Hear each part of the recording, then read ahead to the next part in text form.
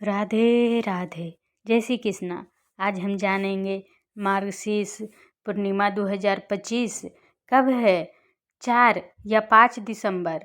कब है मार्गशीर्ष पूर्णिमा? जानिए तिथि, दान, स्नान का शुभ मुहूर्त और महत्व। नमस्कार दोस्तों, स्वागत है आपका अपने चैनल अतिलालसा सनातन उपाय चैनल में। पूर्णिमा का दिन चंद्रमा से खास संबंध रखता है, क्योंकि इस रात को चंद्रमा पूर्ण कला से निपुण होता है। आइए जानते हैं तिथि और दान स्नान का शुभ मुहूर्त। हिंदू धर्म में मार्गशीर्ष पूर्णिमा का खास महत्व है। इस दिन किसी भी पवित्र नदी में स्नान कर दान और धर्म का काम करने से जीवन में सुख समृद्धि बनी रहती है। वहीं इसके साथ ही इस दिन व्रत रखकर भगवान सत्यनारायण की पूजा की जाती है और कथा सुना जाता है। वहीं इस शुभ अवसर पर जग के नाथ भगवान विष्णु संग माँ लक्ष्मी की पूजा की जाती है। पूर्णिमा तिथि पर चंद्रदेव की भी उपासना की जाती है। इस साल मार्गशीर्ष अमावस्या का पर्व 4 दिसंबर को मनाया जाएगा। वहीं इस साल मार्गशीर्ष पूर्णिमा के दिन रवि योग बन रहा है, जिससे यह दिन और भी खास रहने वाला है। वहीं कई अन्य योग भी बन रहे हैं। आइए जानते हैं तिथि और दान स्नान का शुभ मुहूर्त। मार्गशीर्ष पूर्णिमा तिथि 2025 ज्योतिष पंचांग के मुताबिक मार्गशीर्ष पूर्णिमा 4 दिसंबर 2025 को सुबह 8:36 पर शुरू होगी और अगले दिन 5 दिसंबर 2025 को सुबह 4:42 पर समाप्त होगी। ऐसे में मार्गशीर्ष पूर्णिमा का पर्व 4 दिसंबर को मनाया जाएगा। मार्गशीर्ष पूर्णिमा दान स्नान का शुभ मुहूर्त और चंद्रोदय का समय। स्नान दान मुहूर्त सुबह 5:10 से लेकर सुबह 6:04 तक। सत्यनारायण पूजा सुबह 10:53 से दोपहर 1:29 तक। चंद्रोदय समय दोपहर 4:34।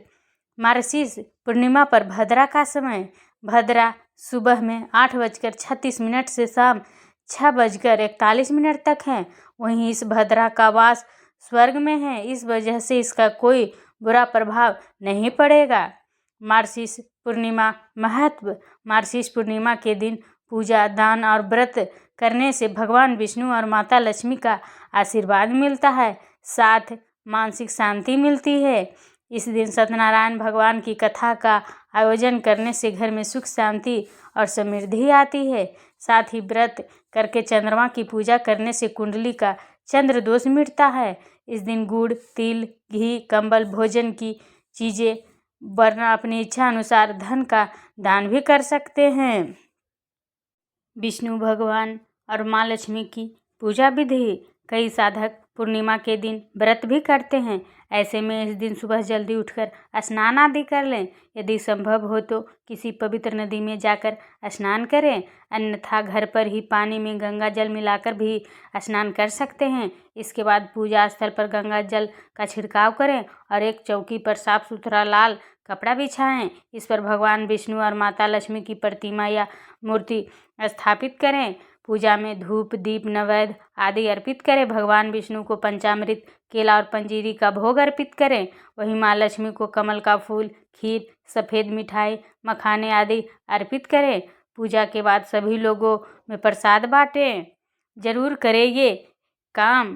पूर्णिमा के दिन माता लक्ष्मी के पूजन के दौरान उन्हें लाल रंग के फूल जरूर अर्पित करने चाहिए। इसी के साथ आप अधिक लाभ प्राप्ति के लिए कनक धारा स्तोत्र का भी पाठ कर सकते हैं। इसके साथ ही पूर्णिमा के दिन घी का दीपक जलाना और माँ लक्ष्मी के मंत्रों का जप करना भी कृपा प्राप्ति का एक उत्तम उपाय है।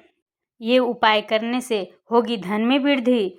पूर्णिमा के दिन 11 कौड़ियाँ लें और उन पर पीसी हुई हल्दी लगाएं। इसके बाद इन्हें माता लक्ष्मी की पूजा में अर्पित कर दें। इसके बाद विधि विधान से माँ लक्ष्मी की पूजा करें और लक्ष्मी चालीसा का पाठ करें।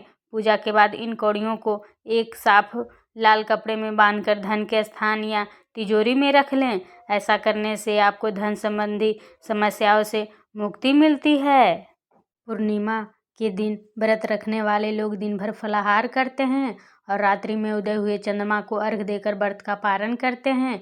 मानता है कि पूर्णिमा के दिन चंद्रमा की पूजा करने से मानसिक शांति मिलती है, मनोविकार दूर होते हैं और भगवान विष्णु की कृपा सदैव बनी रहती है। भगवान सत्यनारायण की कथा पढ़ना या सुनना अत्यंत शुभ माना गया है। कथा का श्रवण किए बिना पूर्णिमा व्रत अधूरा माना जाता है। हिंदू धर्म में पूर्णिमा तिथि अत्यंत पवित्र मानी गई है। इस दिन भक्त पवित्र नदियों में स्नान करते हैं, दान पुण्य करते हैं और दिन भर फलाहार का पालन कर रात्रि में चंद्रमा को अर्घ्य देकर व्रत का पालन करते हैं। मानता है कि पूर्णिमा के दिन चंद्रमा की पूजा करने से मानसिक शांति मिलती है और भगवान विष्णु की विशेष कृपा प्राप्त होती है।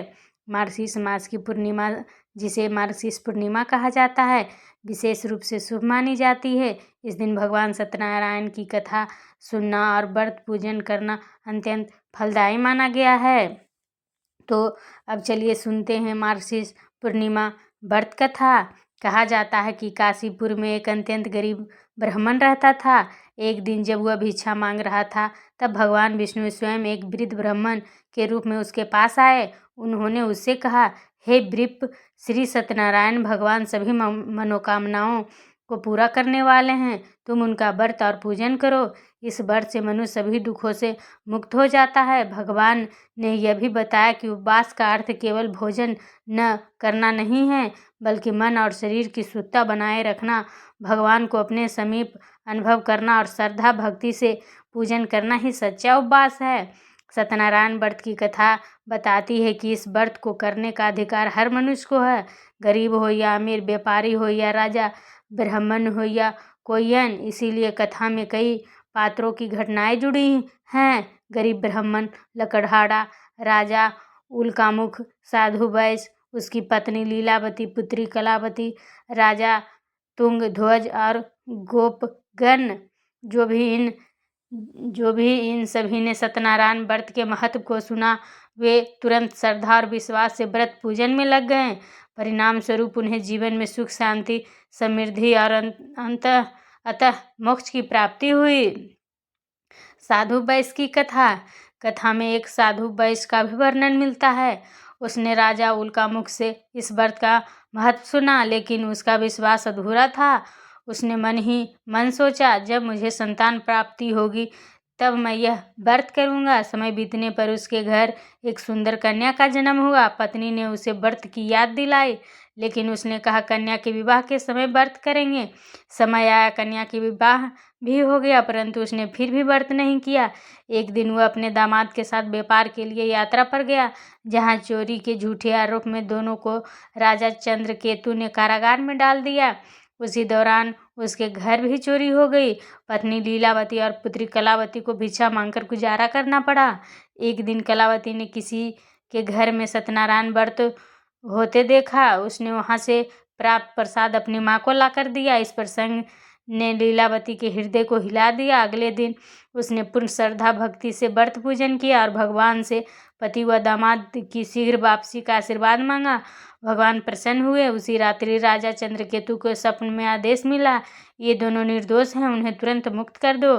अगली सुबह राजा ने उन्हें मुक्त कर सम्मान सहित धन सहित विदा किया। घर पहुंचकर वैश्य ने जीवन भर पूर्णिमा और संक्रांति के दिन सत्यनारायण व्रत किया और अंत में समस्त सांसारिक सुखों का आनंद लेकर मोक्ष को प्राप्त हुआ। ये थी मार्गशीर्ष पूर्णिमा व्रत कथा जो पूर्ण हुई। विष्णु भगवान जी की अब आरती करते हैं। ओम जय जगदीश हरे स्वामी, जय जगदीश हरे। भक्तजनों के संकट क्षण में दूर करे। ओम जय जगदीश हरे। मात पिता तुम मेरे, शरण गहूँ मैं किसकी, स्वामी शरण गहूँ मैं किसकी। तुम बिन और न दूजा, आस करूँ मैं जिसकी। ओम जय जगदीश हरे स्वामी, जय जगदीश हरे।